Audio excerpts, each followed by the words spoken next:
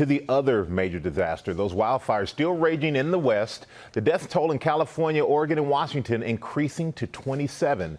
The most polluted cities in the world are now on the west coast of our country. And Kaylee Hartung joins us now from Portland, #1 on that startling list. Good morning, Kaylee.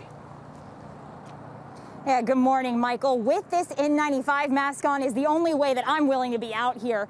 The smoke in the air is nearly suffocating, and you don't need to be anywhere near active flames to smell it.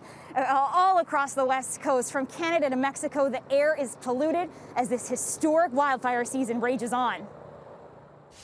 This morning, wildfires still ravaging the U.S. Across 3 states, at least 27 deaths reported this week. At least 9 deaths in the state of Oregon, as destructive flames and worsening air quality are pushing the state to its limits. Governor Kate Brown imploring President Trump to declare a major disaster. It's really hard for all of us to wrap our heads around the devastation that these fires have caused. The smoke blanketing the state is a constant reminder that this tragedy has not yet come to an end. And California in crisis as 28 major fires burn across that state. A new red flag warning issued for the Golden State's Northeast, exhausting firefighters. More than 16,500 already deployed.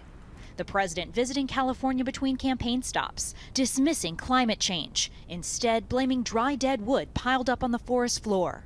This is one of the biggest burns we've ever seen, and we have to do a lot about forest management. California's governor and local officials pushing back. We come from a perspective, humbly, where we submit the science is, in and observed evidence is self-evident that climate change is real.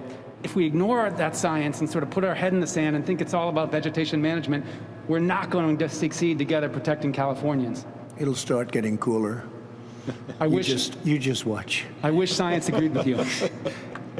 Well, I don't think science knows, actually. Earlier in the day, Joe Biden criticizing Trump for what he describes as his disdain for science and facts. If you give a climate arsonist 4 more years in the White House, why would anyone be surprised if we have more America ablaze? This year, an area nearly the size of New Jersey has gone up in flames and creating some of the worst air pollution on the planet. Portland and Seattle, now 2 of the top 3 cities in the world with the worst air quality.